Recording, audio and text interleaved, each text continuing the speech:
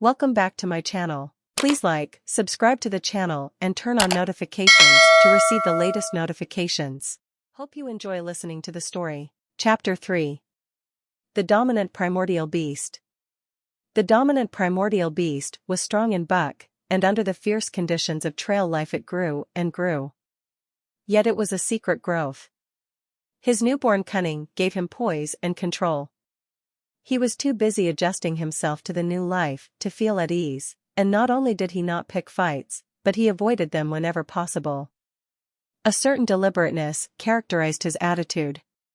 He was not prone to rashness and precipitate action, and in the bitter hatred between him and Spitz he betrayed no impatience, shunned all offensive acts. On the other hand, possibly because he divined in Buck a dangerous rival, Spitz never lost an opportunity of showing his teeth. He even went out of his way to bully Buck, striving constantly to start the fight which could end only in the death of one or the other. Early in the trip this might have taken place had it not been for an unwanted accident. At the end of this day they made a bleak and miserable camp on the shore of Lake Labarge. Driving snow, a wind that cut like a white-hot knife, and darkness had forced them to grope for a camping place. They could hardly have fared worse. At their backs rose a perpendicular wall of rock, and Perrault and François were compelled to make their fire and spread their sleeping robes on the ice of the lake itself. The tent they had discarded at Dai in order to travel light. A few sticks of driftwood furnished them with a fire that thawed down through the ice and left them to eat supper in the dark. Close in under the sheltering rock Buck made his nest. So snug and warm was it, that he was loath to leave it when François distributed the fish which he had first thawed over the fire. But when Buck finished his ration and returned, he found his nest occupied. A warning snarl told him that the trespasser was Spitz. Till now Buck had avoided trouble with his enemy, but this was too much. The beast in him roared. He sprang upon Spitz with a fury which surprised them both, and Spitz particularly, for his whole experience with Buck had gone to teach him that his rival was an unusually timid dog, who managed to hold his own only because of his great weight and size. François was surprised, too, when they shot out in a tangle from the disrupted nest and he divined the cause of the trouble. "Ah!" he cried to Buck. "Gif it to him, by gar! Gif it to him, the dirty thief!" Spitz was equally willing. He was crying with sheer rage and eagerness as he circled back and forth for a chance to spring in. Buck was no less eager, and no less cautious, as he likewise circled back and forth for the advantage. But it was then that the unexpected happened, the thing which projected their struggle for supremacy far into the future, past many a weary mile of trail and toil. An oath from Perrault, the resounding impact of a club upon a bony frame, and a shrill yelp of pain, heralded the breaking forth of pandemonium. The camp was suddenly discovered to be alive with skulking furry forms, starving huskies, 4 or 5 score of them, who had scented the camp from some Indian village. They had crept in while Buck and Spitz were fighting, and when the 2 men sprang among them with stout clubs they showed their teeth and fought back. They were crazed by the smell of the food. Perrault found one with head buried in the grub box. His club landed heavily on the gaunt ribs, and the grub box was capsized on the ground. On the instant a score of the famished brutes were scrambling for the bread and bacon. The clubs fell upon them unheeded.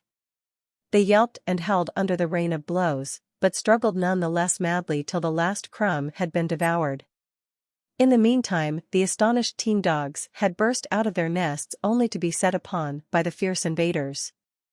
Never had Buck seen such dogs. It seemed as though their bones would burst through their skins. They were mere skeletons, draped loosely in draggled hides, with blazing eyes and slavered fangs.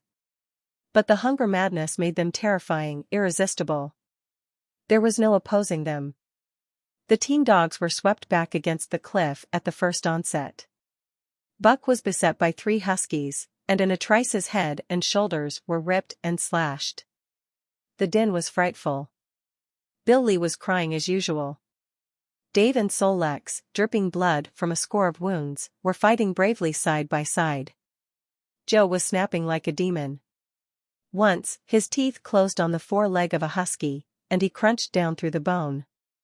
Pike, the malingerer, leaped upon the crippled animal, breaking its neck with a quick flash of teeth and a jerk. Buck got a frothing adversary by the throat, and was sprayed with blood when his teeth sank through the jugular.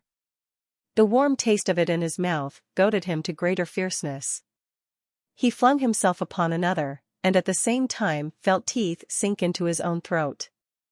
It was Spitz, treacherously attacking from the side. Perrault and Francois, having cleaned out their part of the camp, hurried to save their sled dogs. The wild wave of famished beasts rolled back before them, and Buck shook himself free. But it was only for a moment. The two men were compelled to run back to save the grub, upon which the huskies returned to the attack on the team. Bill Lee, terrified into bravery, sprang through the savage circle and fled away over the ice. Pike and Dub followed on his heels, with the rest of the team behind. As Buck drew himself together to spring after them, out of the tail of his eye he saw Spitz rush upon him with the evident intention of overthrowing him. Once off his feet and under that mass of huskies, there was no hope for him. But he braced himself to the shock of Spitz's charge, then joined the flight out on the lake. Later, the 9 team dogs gathered together and sought shelter in the forest. Though unpursued, they were in a sorry plight. There was not one who was not wounded in 4 or 5 places, while some were wounded grievously. Dub was badly injured in a hind leg. Dolly, the last husky added to the team at Dyea, had a badly torn throat. Joe had lost an eye, while Bill Lee, the good-natured, with an ear chewed and rent to ribbons, cried and whimpered throughout the night. At daybreak they limped warily back to camp, to find the marauders gone and the 2 men in bad tempers. Fully half their grub supply was gone. The huskies had chewed through the sled lashings and canvas coverings. In fact, nothing, no matter how remotely eatable, had escaped them. They had eaten a pair of Perrault's moosehide moccasins, chunks out of the leather traces, and even 2 feet of lash from the end of Francois's whip. He broke from a mournful contemplation of it to look over his wounded dogs. "Ah, my friends," he said softly, "mebet mek you mad dog, dos many bites. Meb all mad dog, sacredam. What you tink, Perrault?" The courier shook his head dubiously. With 400 miles of trail still between him and Dawson, he could ill afford to have madness break out among his dogs. 2 hours of cursing and exertion got the harnesses into shape, and the wound-stiffened team was under way, struggling painfully over the hardest part of the trail they had yet encountered, and for that matter, the hardest between them and Dawson. The 30-mile river was wide open. Its wild water defied the frost, and it was in the eddies only and in the quiet places that the ice held at all. 6 days of exhausting toil were required to cover those 30 terrible miles. And terrible they were, for every foot of them was accomplished at the risk of life to dog and man. A dozen times, Perrault, nosing the way, broke through the ice bridges, being saved by the long pole he carried, which he so held that it fell each time across the hole made by his body. But a cold snap was on, the thermometer registering 50 below zero, and each time he broke through he was compelled for very life to build a fire and dry his garments. Nothing daunted him. It was because nothing daunted him that he had been chosen for government courier. He took all manner of risks, resolutely thrusting his little weazened face into the frost and struggling on from dim dawn to dark. He skirted the frowning shores on rim ice that bent and crackled underfoot and upon which they dared not halt. Once, the sled broke through, with Dave and Buck, and they were half frozen and all but drowned by the time they were dragged out. The usual fire was necessary to save them. They were coated solidly with ice, and the 2 men kept them on the run around the fire, sweating and thawing, so close that they were singed by the flames. At another time Spitz went through, dragging the whole team after him up to Buck, who strained backward with all his strength, his 4 paws on the slippery edge and the ice quivering and snapping all around. But behind him was Dave, likewise straining backward, and behind the sled was Francois, pulling till his tendons cracked. Again, the rim ice broke away before and behind, and there was no escape except up the cliff.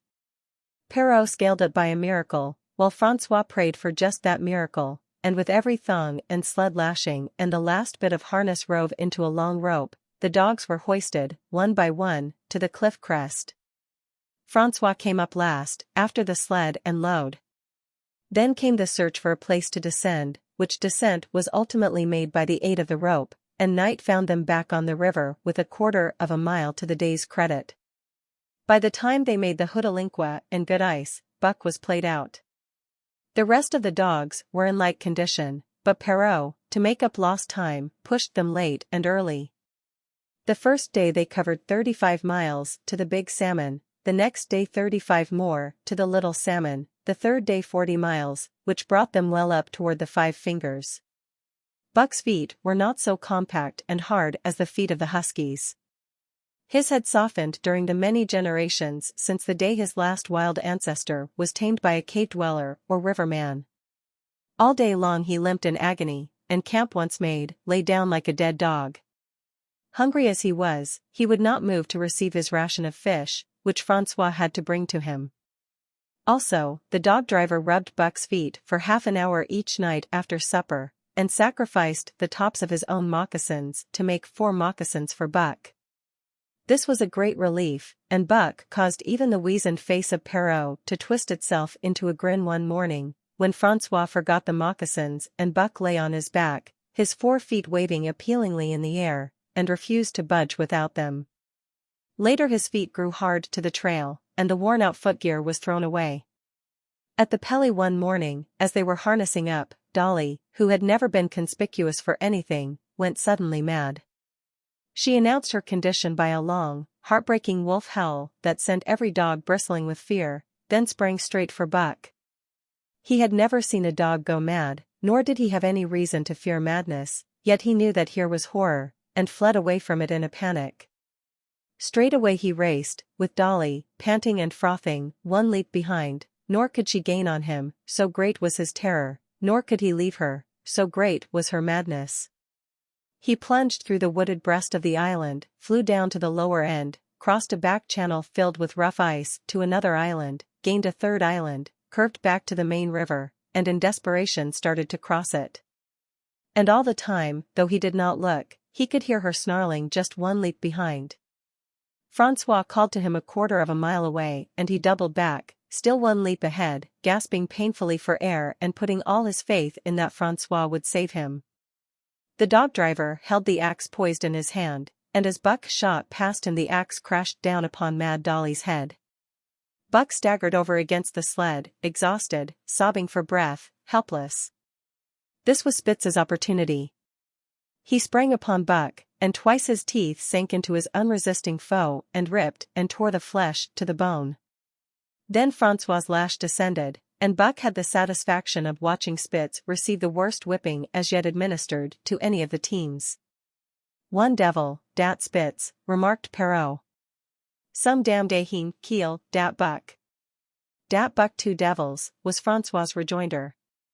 "All de tam I watch dat Buck I know for sure. Listen, some damn fine day heem get mad lak hell and den heem chew dat Spitz all up and spit heem out on de snow." "Sure. I know." From then on it was war between them.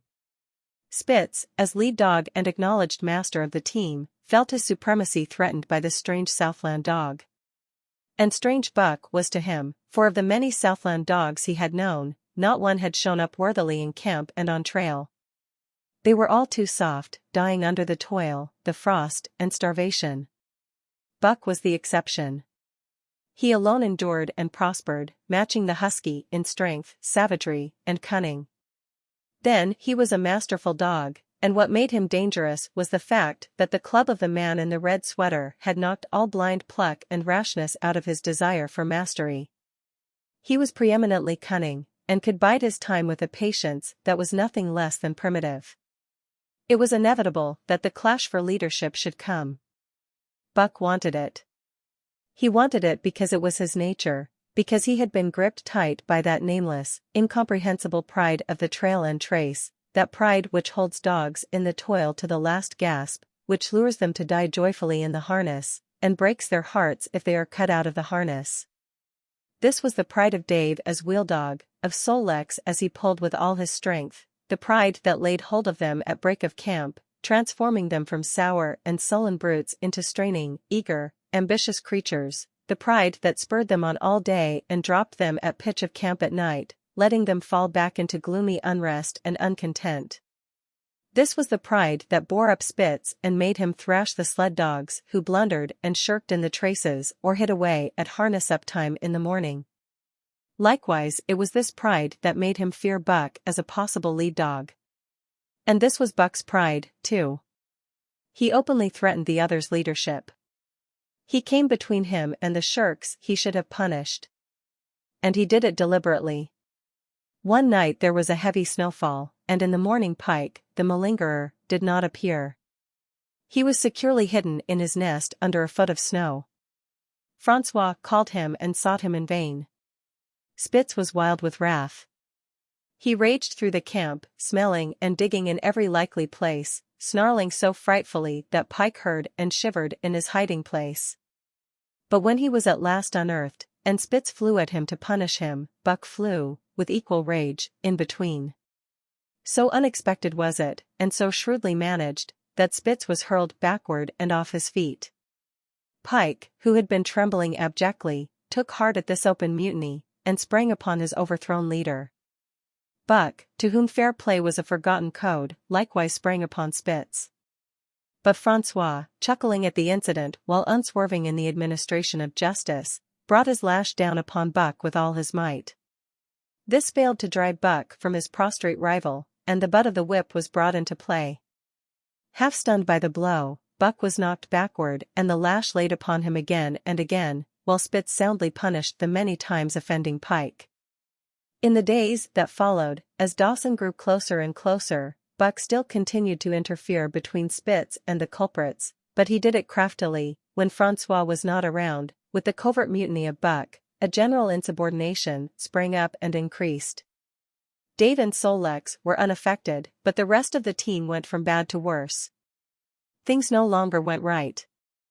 There was continual bickering and jangling. Trouble was always afoot, and at the bottom of it was Buck. He kept Francois busy, for the dog driver was in constant apprehension of the life-and-death struggle between the two which he knew must take place sooner or later, and on more than one night the sounds of quarreling and strife among the other dogs turned him out of his sleeping robe, fearful that Buck and Spitz were at it. But the opportunity did not present itself, and they pulled into Dawson one dreary afternoon with the great fight still to come. Here were many men, and countless dogs, and Buck found them all at work. It seemed the ordained order of things that dogs should work. All day they swung up and down the main street in long teams, and in the night their jingling bells still went by. They hauled cabin logs and firewood, freighted up to the mines, and did all manner of work that horses did in the Santa Clara Valley. Here and there Buck met Southland dogs, but in the main they were the wild wolf husky breed. Every night, regularly, at 9, at 12, at 3, they lifted a nocturnal song, a weird and eerie chant, in which it was Buck's delight to join. With the aurora borealis flaming coldly overhead, or the stars leaping in the frost dance, and the land numb and frozen under its pall of snow, this song of the huskies might have been the defiance of life, only it was pitched in minor key, with long-drawn wailings and half-sobs, and was more the pleading of life, the articulate travail of existence. It was an old song, old as the breed itself, one of the first songs of the younger world in a day when songs were sad. It was invested with the woe of unnumbered generations, this plaint by which Buck was so strangely stirred. When he moaned and sobbed, it was with the pain of living that was of old the pain of his wild fathers, and the fear and mystery of the cold and dark that was to them fear and mystery. And that he should be stirred by it marked the completeness with which he harked back through the ages of fire and roof to the raw beginnings of life in the howling ages. 7 days from the time they pulled into Dawson, they dropped down the steep bank by the barracks to the Yukon Trail, and pulled for Dyea and salt water. Perrault was carrying dispatches if anything more urgent than those he had brought in. Also, the travel pride had gripped him, and he purposed to make the record trip of the year. Several things favored him in this. The week's rest had recuperated the dogs and put them in thorough trim. The trail they had broken into the country was packed hard by later journeyers. And further, the police had arranged in 2 or 3 places deposits of grub for dog and man, and he was traveling light. They made 60 Mile, which is a 50-mile run, on the first day, and the second day saw them booming up the Yukon well on their way to Pelly. But such splendid running was achieved not without great trouble and vexation on the part of Francois. The insidious revolt led by Buck had destroyed the solidarity of the team. It no longer was as one dog leaping in the traces. The encouragement Buck gave the rebels led them into all kinds of petty misdemeanors. No more was Spitz a leader greatly to be feared. The old awe departed, and they grew equal to challenging his authority. Pike robbed him of half a fish one night, and gulped it down under the protection of Buck. Another night Dub and Joe fought Spitz and made him forego the punishment they deserved. And even Bill Lee, the good-natured, was less good-natured, and whined not half so placatingly as in former days. Buck never came near Spitz without snarling and bristling menacingly. In fact, his conduct approached that of a bully, and he was given to swaggering up and down before Spitz's very nose. The breaking down of discipline likewise affected the dogs in their relations with one another. They quarreled and bickered more than ever among themselves, till at times the camp was a howling bedlam. Dave and Sol Leks alone were unaltered, though they were made irritable by the unending squabbling. Francois swore strange barbarous oaths, and stamped the snow in futile rage, and tore his hair. His lash was always singing among the dogs, but it was of small avail. Directly his back was turned they were at it again. He backed up Spitz with his whip, while Buck backed up the remainder of the team. Francois knew he was behind all the trouble, and Buck knew he knew, but Buck was too clever ever again to be caught red-handed. He worked faithfully in the harness, for the toil had become a delight to him, yet it was a greater delight slyly to precipitate a fight amongst his mates and tangle the traces. At the mouth of the Tahkeena, one night after supper, Dub turned up a snowshoe rabbit, blundered it, and missed. In a second the whole team was in full cry. 100 yards away was a camp of the Northwest Police, with 50 dogs, huskies all, who joined the chase. The rabbit sped down the river, turned off into a small creek, up the frozen bed of which it held steadily. It ran lightly on the surface of the snow, while the dogs plowed through by main strength. Buck led the pack, 60 strong, around bend after bend, but he could not gain. He lay down low to the race, whining eagerly, his splendid body flashing forward, leap by leap, in the wan white moonlight. And leap by leap, like some pale frost wraith, the snowshoe rabbit flashed on ahead. All that stirring of old instincts, which at stated periods drives men out from the sounding cities to forest and plain to kill things by chemically propelled leaden pellets, the bloodlust, the joy to kill, all this was Buck's, only it was infinitely more intimate. He was ranging at the head of the pack, running the wild thing down, the living meat, to kill with his own teeth and wash his muzzle to the eyes in warm blood. There is an ecstasy that marks the summit of life, and beyond which life cannot rise. And such is the paradox of living, this ecstasy comes when one is most alive, and it comes as a complete forgetfulness that one is alive. This ecstasy, this forgetfulness of living, comes to the artist, caught up and out of himself in a sheet of flame, it comes to the soldier, war mad on a stricken field and refusing quarter, and it came to Buck, leading the pack, sounding the old wolf cry, straining after the food that was alive and that fled swiftly before him through the moonlight. He was sounding the deeps of his nature, and of the parts of his nature that were deeper than he, going back into the womb of time. He was mastered by the sheer surging of life, the tidal wave of being, the perfect joy of each separate muscle, joint, and sinew in that it was everything that was not death, that it was aglow and rampant, expressing itself in movement, flying exultantly under the stars and over the face of dead matter that did not move. But Spitz, cold and calculating even in his supreme moods, left the pack and cut across a narrow neck of land where the creek made a long bend around. Buck did not know of this, and as he rounded the bend, the frost wraith of a rabbit still flitting before him, he saw another and larger frost wraith leap from the overhanging bank into the immediate path of the rabbit. It was Spitz. The rabbit could not turn, and as the white teeth broke its back in mid-air, it shrieked as loudly as a stricken man may shriek. At sound of this, the cry of life plunging down from life's apex in the grip of death, the fall pack at Buck's heels raised a hell's chorus of delight. Buck did not cry out. He did not check himself, but drove in upon Spitz, shoulder to shoulder, so hard that he missed the throat. They rolled over and over in the powdery snow. Spitz gained his feet almost as though he had not been overthrown, slashing Buck down the shoulder and leaping clear. Twice his teeth clipped together, like the steel jaws of a trap, as he backed away for better footing, with lean and lifting lips that writhed and snarled. In a flash, Buck knew it. The time had come. It was to the death. As they circled about, snarling, ears laid back, keenly watchful for the advantage, the scene came to Buck with a sense of familiarity. He seemed to remember it all, the white woods, and earth, and moonlight, and the thrill of battle. Over the whiteness and silence brooded a ghostly calm. There was not the faintest whisper of air, nothing moved, not a leaf quivered, the visible breaths of the dogs rising slowly and lingering in the frosty air. They had made short work of the snowshoe rabbit, these dogs that were ill-tamed wolves, and they were now drawn up in an expectant circle. They, too, were silent, their eyes only gleaming and their breaths drifting slowly upward. To Buck it was nothing new or strange, this scene of old time. It was as though it had always been, the wonted way of things. Spitz was a practiced fighter.